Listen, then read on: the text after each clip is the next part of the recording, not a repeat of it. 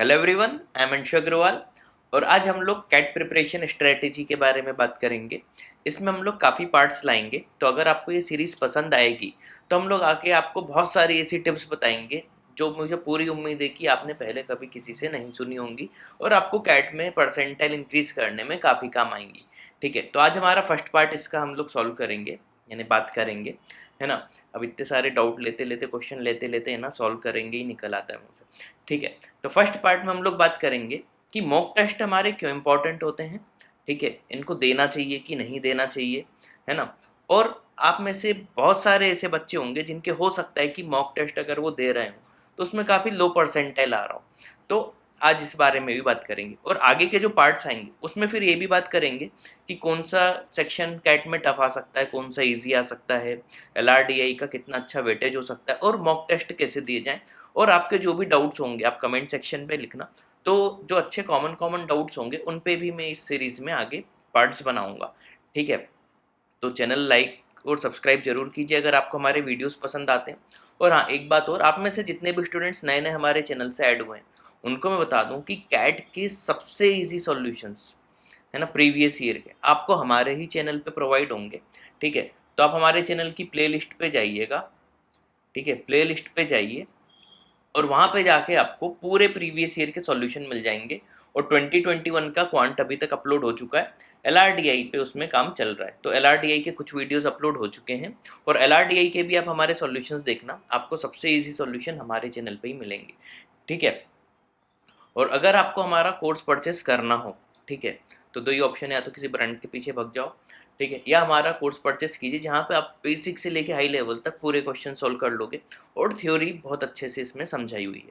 तो आप हमारी वेबसाइट www.catipment.com पे जाके हमारा कोई भी कोर्स आप परचेस कर सकते हैं। ठीक है, यहाँ पे ये आपको पूरी डिटेल्स मिल जाएंगी। कैट 2021 का कोर्स परचेस करना हो तो यहाँ पे क्लिक करके आप पूरी डिटेल्स देख लीजिएगा। ठीक है, कैट 2022 का परचेस करना हो तो इधर क्लिक करके, टेस्ट सीरीज परचेस करनी हो तो यहाँ पे क्लिक करके आप टेस्ट सीरीज भी परचेस कर सकते हो। ठीक है, तो ये शॉर्ट में मैंने बता दिया। अब हम बात करते हैं आज का मेन टॉपिक की। ठीक है, आज हमारा जो मेन टॉपिक है वो मॉक टेस्ट से रिलेटेड है। ठीक है, अब ध्यान से देखना और समझना चीज़ों को। ठीक, देखिए मॉक टेस्ट सबसे ज़्यादा क्यों इम्पोर्टेंट है। और एक चीज़ आप ध्यान रखना, आपके पहचान में ऐसे हो सकता है कई बच्चे हों जो बोलते होंगे कि हमारी बहुत अच्छी तैयारी है, यहाँ से इसकी शुरुआत में ध्यान से समझना। मेरे ऐसे पहचान में काफ़ी सारे बच्चे भी हैं, इवन मेरी पहचान में भी काफ़ी लोग हैं। इवन जब हम लोग तैयारी कर रहे थे तो मेरे काफ़ी फ्रेंड्स भी थे जो घर पे प्रिपरेशन करते थे और कोई टेस्ट सीरीज ज्वाइन नहीं की थी, कुछ नहीं किया था, और उनको लगता था कि उनका ये एग्ज़ाम तो निकल ही जाएगा। सिर्फ कैट से रिलेटेड बात नहीं कर रहा, सॉरी, अब कोई भी एग्ज़ाम की प्रिपरेशन कर रहे हो, चाहे वो बैंकिंग सेक्टर के एग्ज़ाम हो, चाहे SSC का हो, UPSC हो, चाहे कैट हो, कोई भी एग्ज़ाम हो, ठीक है, इवन IIT हो, IP मैट हो, कुछ भी एग्ज़ाम हो। ठीक है, ऐसा आपने कई लोगों को देखा होगा कि घर पे जब प्रिपरेशन करते हैं या इंस्टीट्यूट भी कोई ज्वाइन करते हैं, है ना, पढ़ाई पूरी करते रहते हैं और उनको लगता है कि उनका एग्ज़ाम निकल जाएगा, है ना, और वो बहुत कॉन्फिडेंट होते हैं कि हमारा एग्ज़ाम तो निकल ही जाएगा, लेकिन फाइनली एग्ज़ाम उनका क्रैक होता नहीं है। आपने ऐसे, डेफिनेटली मैं बोल सकता हूँ आपकी पहचान में भी ऐसे कुछ एग्जाम्पल तो होंगे। तो यहाँ पे अब इम्पोर्टेंस आती है मॉक टेस्ट की। देखो, आप प्रिपरेशन कैसे भी कर रहे हो, कितने भी घंटे दिन में पढ़ रहे हो, वो एक अलग बात है, लेकिन आपके अच्छे परसेंटाइल लाने में, या आप कोई भी गवर्नमेंट एग्ज़ाम भी दो या कोई भी एग्ज़ाम दो, मॉक टेस्ट बहुत ज़्यादा ज़रूरी होते हैं। ठीक है, इवन आप स्कूल एग्जाम्स में ही देखो, फाइनल एग्जाम के पहले काफ़ी एग्जाम्स होते हैं, है ना, वो सब मॉक टाइप के ही तो होते हैं, उसी के बाद तो आपका फाइनल एग्जाम होता है ना। ऐसे ही कोई भी आप जब बड़ा एग्जाम देते हो उसके पहले मॉक टेस्ट देना बहुत ज़्यादा ज़रूरी होता है। ठीक है, तभी आपको पता चलता है। देखो, जब तक आप अकेले पढ़ रहे हो घर में, तब तक तो आप अकेले ही पढ़ रहे हो, तो आपको लगता है कि आपको सब कुछ आता है, आप तो एग्जाम निकाल ही लोगे, आपको बाकी की प्रिपरेशन का तो पता ही नहीं। इवन मेरा एक फ्रेंड भी ऐसा था, उसका फाइनली एग्जाम नहीं निकला था, उसको लगता था कि उसने एक दो किताबें कर ली तो अब उसका एग्जाम निकल ही जाएगा, है ना। बोलता है मेरे को तो सब टॉपिक आते हैं, मेरे को तो सब कुछ आता है, तो एग्जाम जब भी आएगा मैं एग्जाम क्रैक कर ही लूंगा, है ना। फिर फाइनली उसका हुआ नहीं था। दरअसल आप जब खुद से तैयारी करते हो तो आपको लगता है कि आपको सब कुछ आता है, लेकिन आपने ये तो चेक किया ही नहीं कि बाहर दूसरा जो प्रिपरेशन कर रहा है उसको कितना आता है। और ये पता कैसे चलेगा? ये पता चलेगा मॉक टेस्ट के थ्रू, है ना। तो आप किसी भी इंस्टीट्यूट का मॉक टेस्ट ज्वाइन करो, उसके बारे में आज मैं कुछ नहीं बोलूँगा कि हमारे ही करो किसी और का करो, है ना, लेकिन मॉक टेस्ट जरूर दिया करो, ठीक है। मॉक टेस्ट देने से क्या पता चलेगा आपको, जैसे हमारी भी जो मॉक टेस्ट सीरीज है या किसी और की भी होगी, उसमें आपको रैंक भी बताई जाती है ना। रैंक जब आपको पता चलेगी, आपको अपने परसेंटाइल पता चलेंगे, तब आपको पता चलेगा कि आपकी प्रिपरेशन किस डायरेक्शन में चल रही है। अब जैसे हमारी फुल लेंथ टेस्ट सीरीज का मैं एग्जांपल दूं, जिसका कंटेंट पार्टनर टेस्ट फंडा रहता है, पिछले 8-9 साल का मेरा एक्सपीरियंस बता रहा हूँ। हमारे जो मॉक टेस्ट सीरीज में ऑन एन एवरेज किसी भी बच्चे के जो परसेंटाइल आते हैं, है ना, रियल कैट में भी उतने ही आते हैं, +-5 होता है ज़्यादा से ज़्यादा, ठीक है। तो मॉक टेस्ट इसलिए इंपॉर्टेंट होता है कि जब आप अभी से देना चालू कर दोगे, तो आपको एक आइडिया लग जाएगा कि आपके रफली कैट में कितने परसेंटाइल आ सकते हैं और आपको किन किन एरियाज में मेहनत करने की जरूरत है। अब मान लो आपको टॉपिक्स का नॉलेज तो है, लेकिन आप हो सकता है कि किसी क्वेश्चन में बहुत ज़्यादा टाइम लगा देते हो, है ना। या ये भी हो सकता है कि जब एक पेपर आता है, देखो कोई भी जब एग्जाम होता है ना, उसमें इजी क्वेश्चन भी रहते हैं, मीडियम लेवल के भी रहते हैं, टफ लेवल के भी रहते हैं। अब अगर आप मॉक टेस्ट देते समय टफ क्वेश्चन करो, इजी करो ही मत, है ना, और वहीं दूसरा बच्चा को इजी इजी कर लेगा और आपसे ज़्यादा अटेम्प्ट कर लेगा, तो हो सकता है आप ज़्यादा नॉलेजेबल होते हुए भी उससे कम परसेंटाइल लाओ। और ऐसा मैं हर साल बहुत सारे एग्जाम्पल देखता हूँ। कई बच्चों को देख के लगता है कि इसके बहुत अच्छे परसेंटाइल आएंगे, उसके आते नहीं है, और कुछ बच्चों को देख के लगता है कि इनके ज़्यादा नहीं आएंगे, उनके आ जाते हैं, ठीक है। इस बार अभी जो आईपी मैट का एग्जाम हुआ, IIM इंदौर जो कंडक्ट कराता है, उसमें भी हमारे यहाँ से 10 बच्चों का हुआ। उन 10 बच्चों में कुछ बच्चे ऐसे थे, आउट ऑफ 49 हुआ है, वैसे बहुत अच्छा रिजल्ट आया, आउट ऑफ 49 10 स्टूडेंट्स का आईपी मैट इंदौर में हुआ है। उन 10 में से ही बताता हूँ, और 3 या 4 ऐसे बच्चों का नहीं हुआ जिनसे मुझे पूरी उम्मीद थी कि उनका हो जाएगा, है ना, मैं उनका नाम नहीं लूँगा, लेकिन 3 या 4 ऐसे बच्चे थे, मैं बहुत ज़्यादा कॉन्फिडेंट था कि इनका तो होगा ही होगा, उनका नहीं हुआ। और 3-4 ऐसे बच्चे थे जिनसे उम्मीद ही नहीं थी कि आईपी मैट क्रैक हो जाएगा, लेकिन उनका हो गया। तो ये सब तैयारियां जो होती हैं, ये सब आपके मॉक देते देते बहुत अच्छी प्रैक्टिस हो जाती है, जब तब आप समझ जाते हो कि एग्जाम कैसे देना है।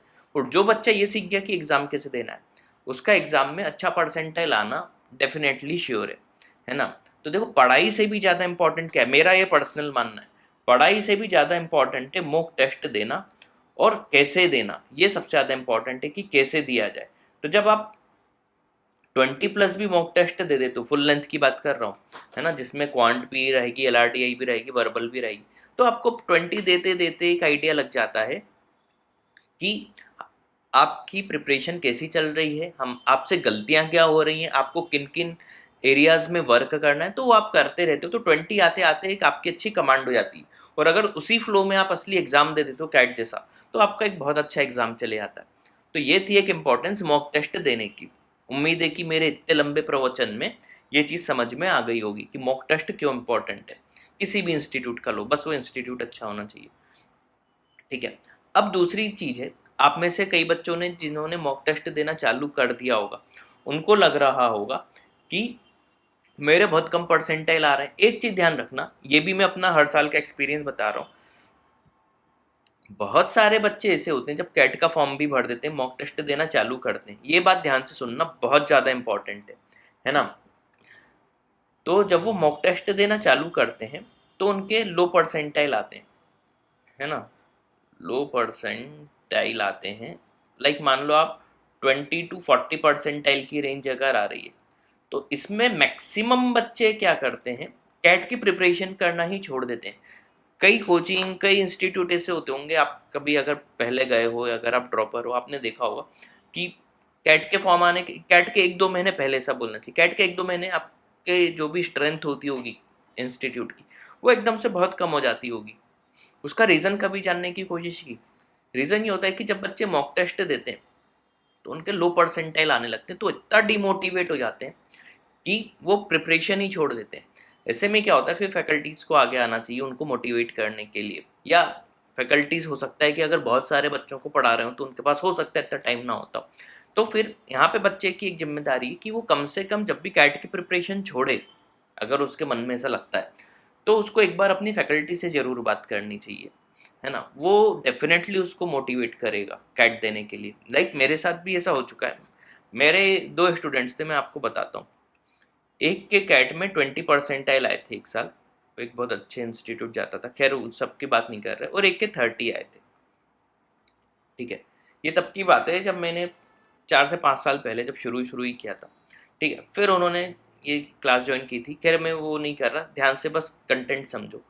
फिर जब उन्होंने मॉक टेस्ट देना चालू किया, मॉक टेस्ट में भी उनके यही परसेंटाइल आए शुरू के 5 to 6 में। ठीक है, फिर से वो डिप्रेस हो गए कि इस बार भी वही कैट में तो हमारे यही परसेंटाइल आने वाले, वो भी क्लास छोड़ने के प्रॉक्सी थे। ठीक है, तो फिर उनसे बात की, तो उनको मैंने फिर चैट बनाने की कही कि भाई आप कहाँ कहाँ किस तरीके सॉरी किस तरीके से गलतियां कर रहे हो वो नोट डाउन करो, है ना। और हर मॉक के बाद सिर्फ अपनी गलतियां लिखो कि क्या क्या आपसे गलतियां हुई स्मोक देते समय, और अगले मॉक में सिर्फ ये कोशिश करो कि वो गलतियां रिपीट ना हो। ठीक है, जैसे कई बार हम जल्दबाजी में क्वेश्चन पढ़ लेते हैं, है ना, वो पूछना कुछ और चाहता है, हम कुछ और पढ़ लेते हैं, कई बार हम तुक्के ज़्यादा लगा देते हैं, है ना। इसी बहुत सारी, इस पे एक अलग से वीडियो बनाएंगे, ठीक है, कि मॉक में हम लोग क्या क्या गलतियां करते हैं।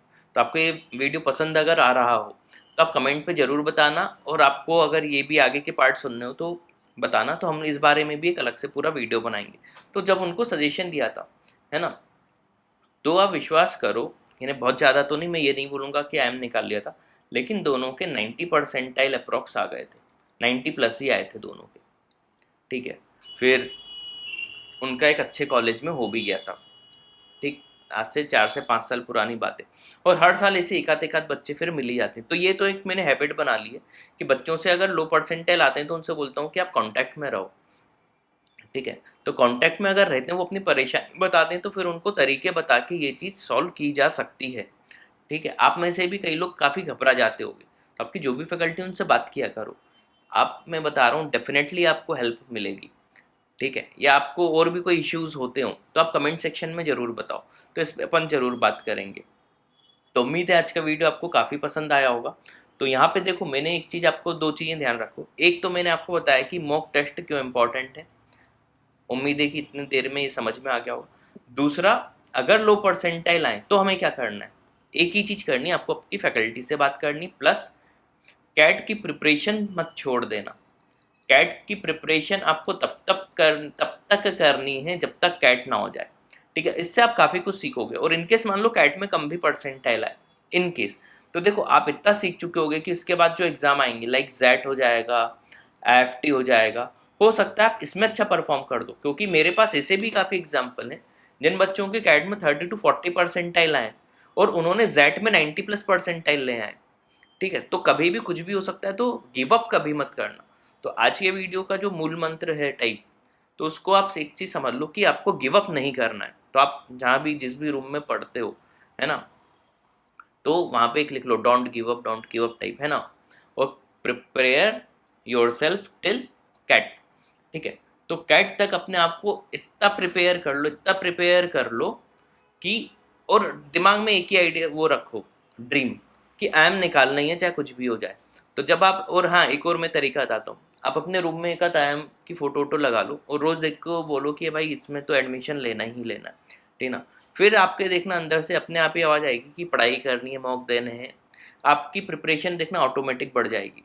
तो हमेशा एक अच्छा सा बड़ा ड्रीम बना लो, वो कोशिश करो कि उस ड्रीम को अगर अचीव करना हो तो आप रोज़ उसको फ़ोटो देखते रहो और कोशिश करो कि इस कॉलेज में ही जाके अब तो पढ़ना है। तो आपकी ऑटोमेटिक देखना प्रिपरेशन भी अच्छी हो जाएगी, और तरीके धीरे धीरे मैं बताते ही रहूँगा। जैसे आज मॉक का बारे में बताया, आगे भी मॉक कैसे दिए जाए इस पे बात करेंगे, कौन से सेक्शन में कितना वेटेज रहता है इस पे बात कर लेंगे, है ना। टफ क्वेश्चन छोड़ने के तरीके क्या होने चाहिए, ईजी क्वेश्चन कैसे पिक करें, इन सब के बारे में आगे बहुत सारे पार्ट्स में बहुत सारी बातें कर लेंगे। तो हाँ, लेकिन अगर आपको वीडियो पसंद आ रहा हो तो कमेंट पे ज़रूर बताना, तभी आगे के पार्ट्स हम लोग और बनाएंगे। ठीक है, thanks for watching this video.